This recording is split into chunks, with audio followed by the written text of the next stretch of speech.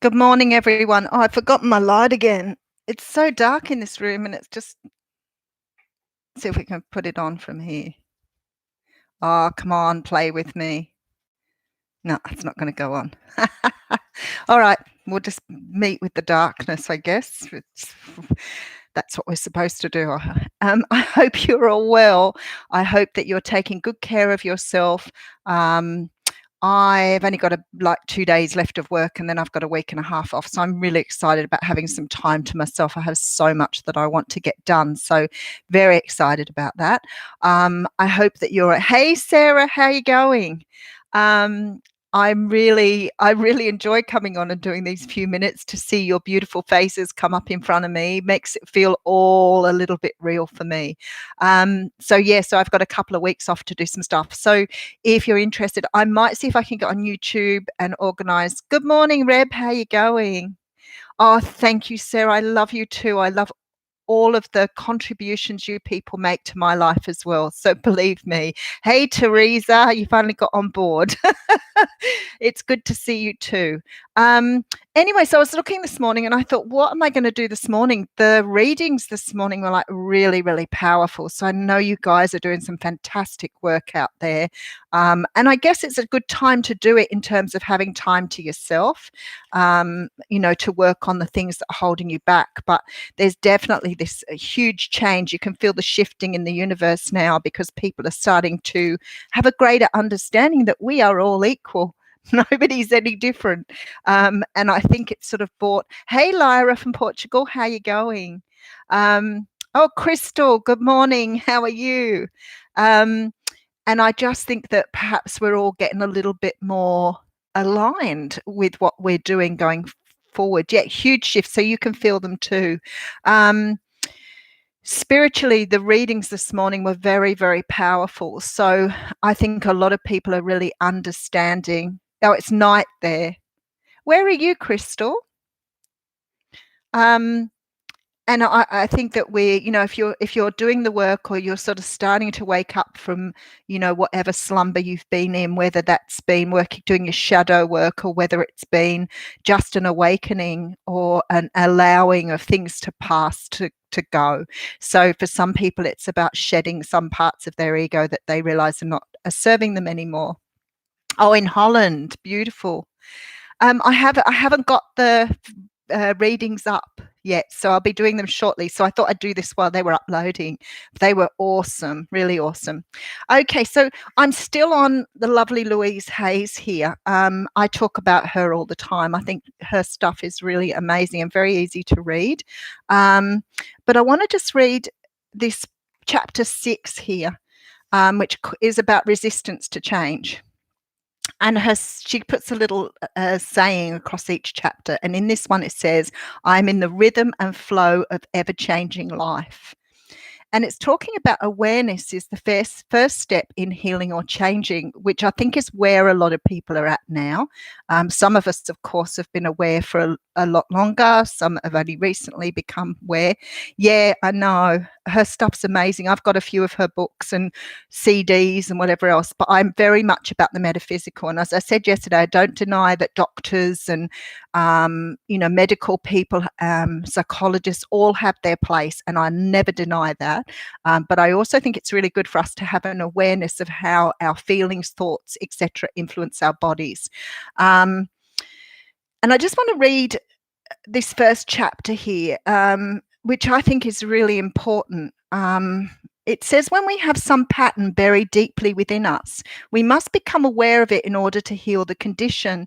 Now, I don't know that we always straight away know that what's happening with us. It takes a long time sometimes to understand how to connect what we've been doing or the pattern we've been going through to that part of ourselves that needs healing. So some people say, don't know what it is. And I think, well, keep going because it will come to you eventually. But I think you have to go through the process. Hey, how you going? Oh, thank you so much, Panda Love. I love you too. Thank you. I get very emotional when I talk to you guys. So I don't want to burst into tears or anything, but the connection I have with you all is so amazing. I'll go on reading it here. Perhaps we begin to mention the condition, to complain about it, or to see it in other people. And I think that's something that we sometimes need, is we need to look at other people that start to okay, so I'm going to get away from that for a moment, because I think I need to sort of talk about what I'm saying here. Sometimes we find ourselves aggravated or irritated by someone else. And sometimes we have to stop and go and be the observer. So I'm all about being the observer. Watch what's going on in your life. Watch your feelings. Hey, Lady Morgana, how you going? And we need to stop when something irritates or upsets us and go, why is it doing that? It's not wrong. It's quite okay to feel upset or somewhat intruded upon when something it makes you feel uncomfortable. But the bigger point is here, what is it about that is making you feel uncomfortable? What is it about that? What is it about that, Ralph? What is it about that sort of gets you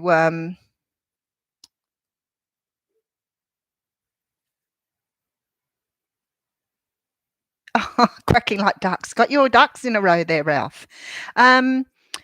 Psoriasis. Yes, see, there you go. Beautiful, Sarah. Great example. I hope you don't mind me reading that.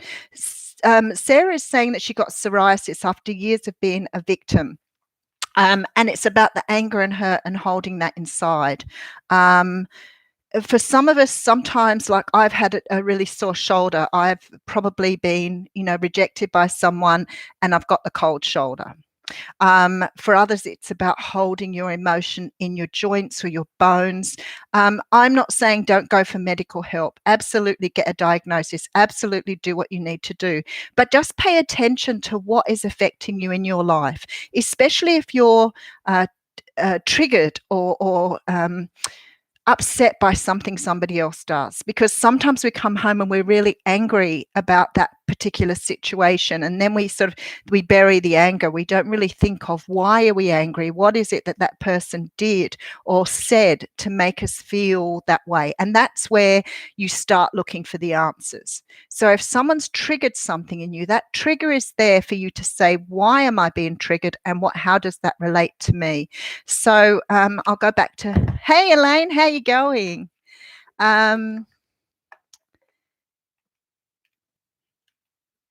Scott, how you going, Scott? I'm going to read you a card as well.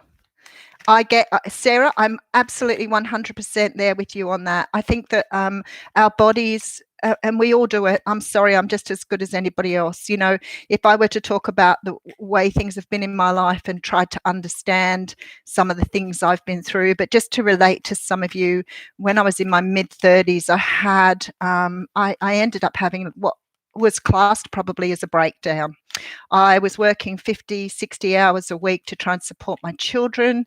The last thing I was doing was looking after myself. Hey, the great thing was I lost heaps of weight. And I remember I was working behind the bar.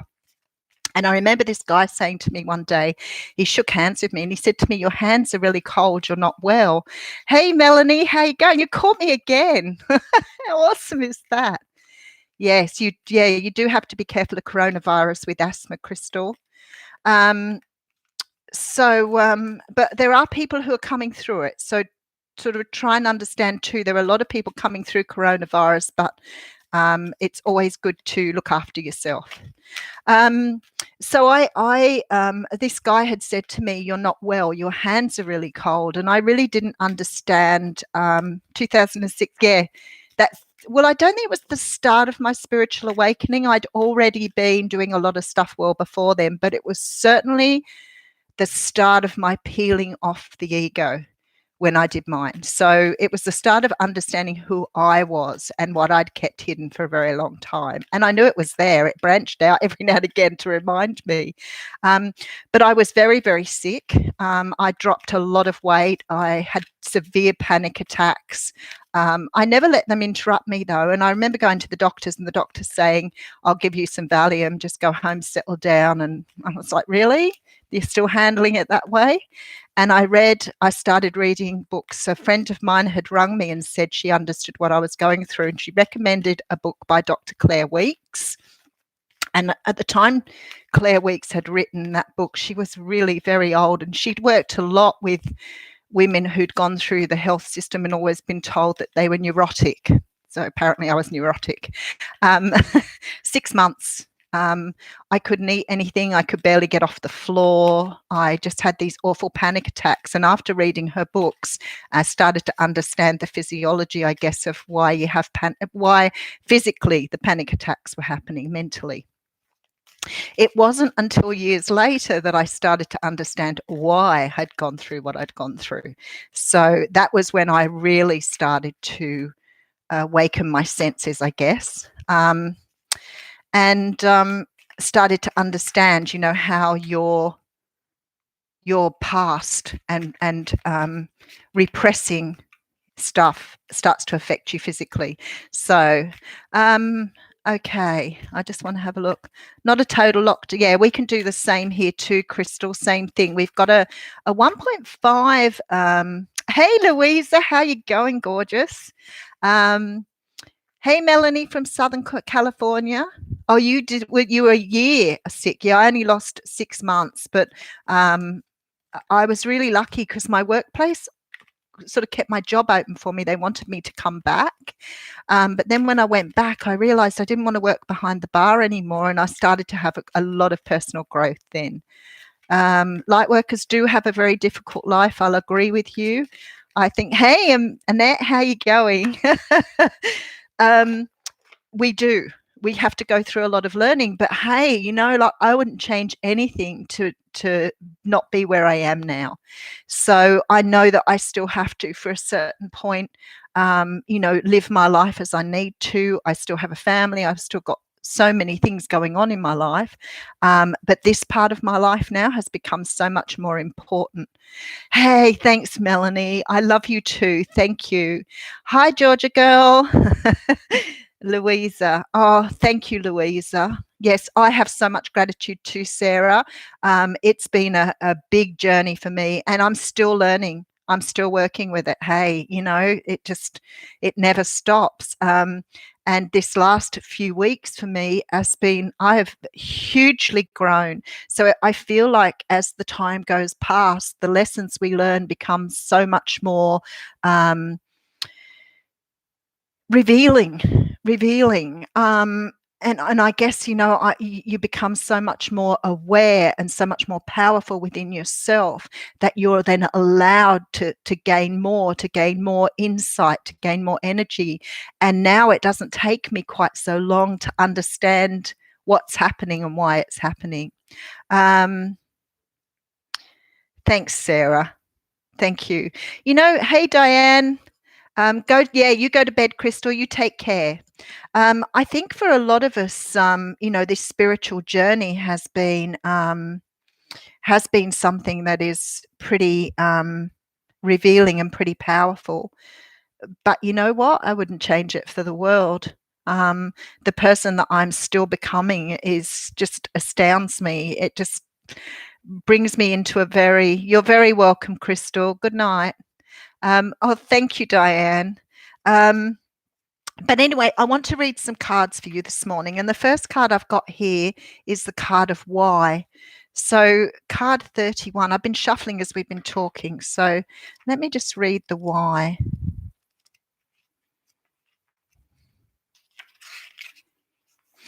Okay, this is about motives, driving intention, and the power of knowing the why. And I'll read the oracle message here. There is great power in understanding your motives right now. The oracle asks you to be very clear about why you're asking this question, looking for this answer, behaving in this way, and most important, making this choice. Knowing your why is the key to fulfillment. That's what I've just been talking about. When you are clear about it, your intention will then be a magnet for miracles.